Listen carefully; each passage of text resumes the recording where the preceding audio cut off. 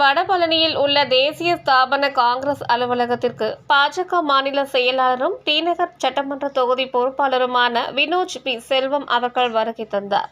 அவருக்கு தேசிய ஸ்தாபன காங்கிரஸ் அமைப்பு பொதுச் செயலாளர் சாஜா குணா தலைமையில் பூங்கொத்து கொடுத்து வரவேற்பு அளிக்கப்பட்டது. தேசிய ஸ்தாபன காங்கிரஸ் அமைப்பு பொதுச் செயலாளர் சாஜா குணா அவர்களுக்கு பாஜக மாநில செயலாளர் வினோஜ் பி செல்வம் சால்வை அணிவித்து மரியாதை செய்தார்.